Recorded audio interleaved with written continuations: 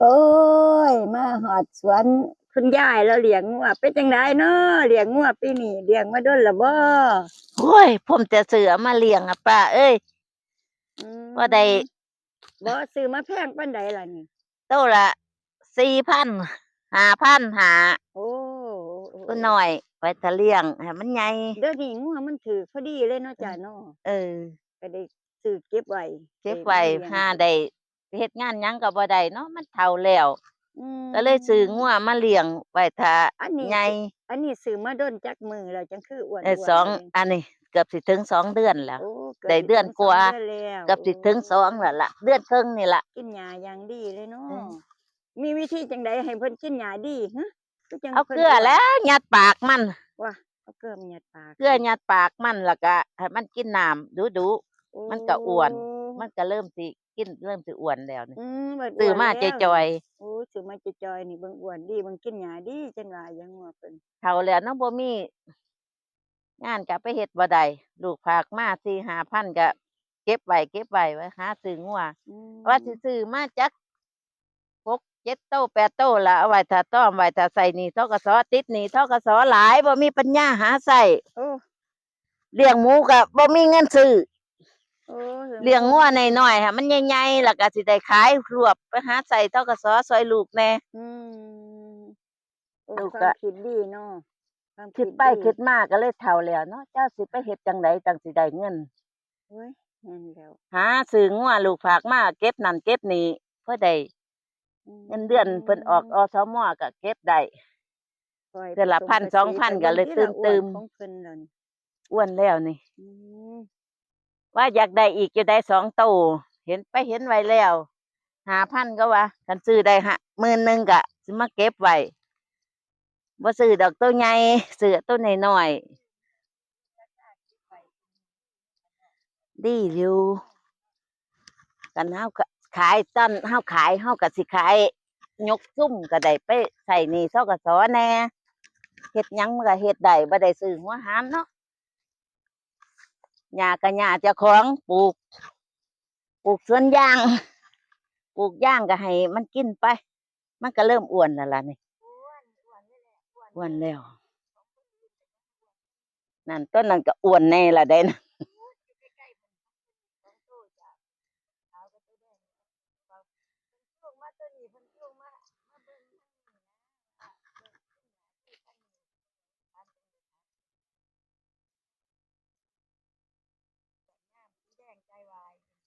อีนั่นโ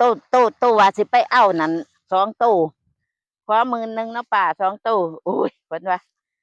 ให้ข้อยแหน่ข้อยสิไปเลี้ยงเอาลูกมันไทยขี้แกนนะบ่แม่นไทยธรรมดาไทยเด้อนะไทยโบราณไทยใหญ่เด้เออท้องใหญ่ปากใหญ่ตีนใหญ่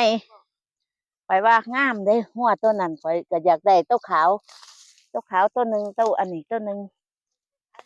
ตัวแดงนำตัวขาวนำข้อยอยากได้แต่มันบ่ใหญ่ส่ำนี้ดอกเนาะ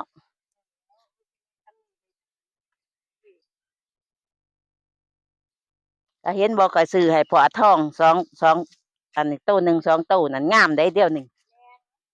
งามเด้เพิ่นว่าบ่งามเพิ่นว่าอ้าวคันว่างัวตัวนี้บ่งามถ้าเบิ่งเด้อก็เลยว่าอุ้ยงามอีหลีเนาะพี่นางเพิ่นว่านี่ตัวนี้ก็มันใหญ่ไปมันก็สิงามอยู่นะงัวอีคำหลาตัวหนึ่งน่ะสีแดงบักขามนั่นข้อยให้มัน6,500มันบ่เอามันว่าเอาไว้ก่อนผัดผลสุดท้ายมันขายแล้วขายได้6,500คือข้อยเองข้อยว่าเสียดายจักว่ามื้อนั้นมันงัวคำหลาบ่นี่เพิ่นว่าโอ้ยข้อยเสียดายจักว่าใหญ่กว่าตัวนี้อยู่มันยาวปากก็ยาวตีนก็ยาวหีก็ใหญ่อีตัวนั้นหีใหญ่จุปุเบิ่งหีใหญ่ตัวนั้นนี่งัวไทยแดนนั่นที่2ตัวว่าสิขายนี่หีมันก็ใหญ่มันน้อยอยู่แต่ว่ามันสิใหญ่ไปหนา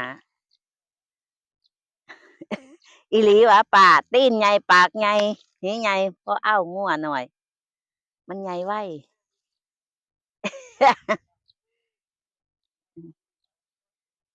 อันนี้ของมันนั่นเลี้ยงลูกง่ายเด้ของใหญ่มันน่ะแต่อันนี้ใหญ่มันออกลูกง่าย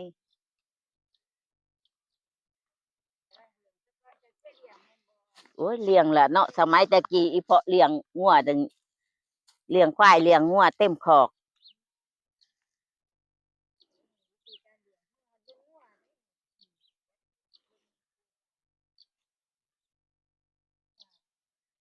งัวดากมันเปิ่นเนาะปากมันใหญ่ตีนใหญ่มันก็งามละงัว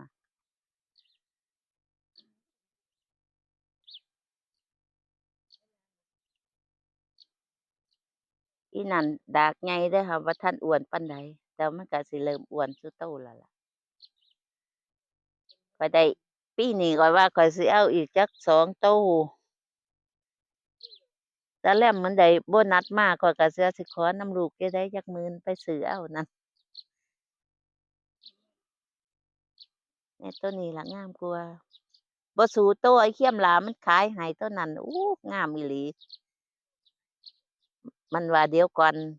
บ่ได้ไปถามมันน่ะมันก็เลยขายไปอะ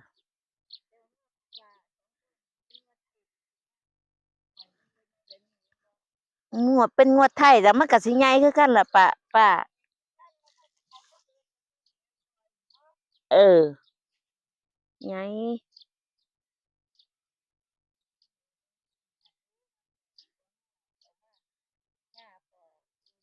นี่จักเดือน2 เดือนถ้าเบิ่งเดือนหลังมันสิเป็นแป้นนี่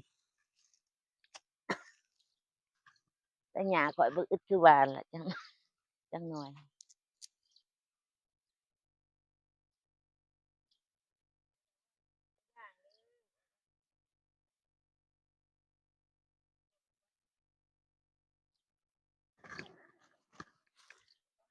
ข้อยว่าข้อยมีเงินข้อยสิซื้อไว้จักหลายตู้ข้อยก็สิเอาอันนี้ต้นกล้วยข้อยตัดมันก็กินได้ให้แต่มีต้นไม้ต้นหยังมันกินหมดข้อยก็ว่าดีกว่าเลี้ยงหมูแล้วซื้อหัวอาหารน่ะมันกินได้บัดนี้ข้อยสิข้าวมื้อเช้าเฒ่าอัน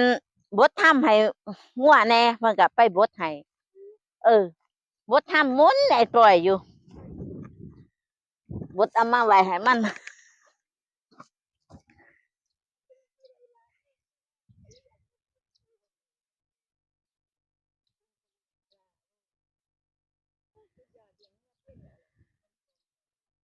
บ่เคยเลี้ยงงัวตัวใดบ่เคยจ่อยของข้อยเดะล่ะอ้วนทั้งข้อยหมด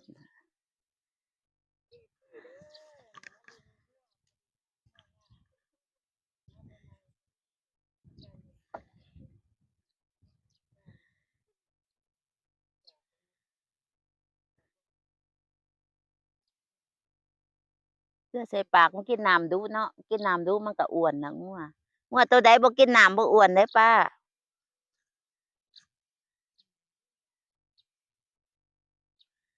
ขาดน้ำงัวใดกินน้ำดูนี่อู้ใหญ่ไวอ้วน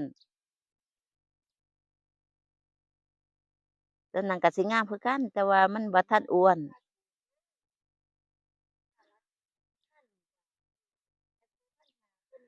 อืม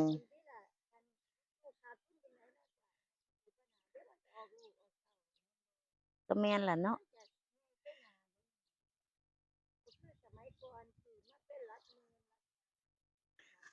ตะกี้ซื้อมา30,000 40,000เนาะเวลาขายก็ บ่ถึง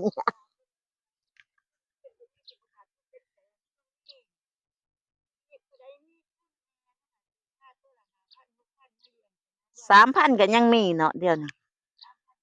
3,000น่ะมีโอ้ยไปเบิ่งตลาดนัดก็ซื้อมา3,000 2,500มีหมดขนาดซื้อของอีไล่นั่น2,500มาขาได้4,000เลยน่ะ4,000เลยน่ะของอีไล่น่ะ2,500ก็เป็นงัวคือว่าหั่นล่ะ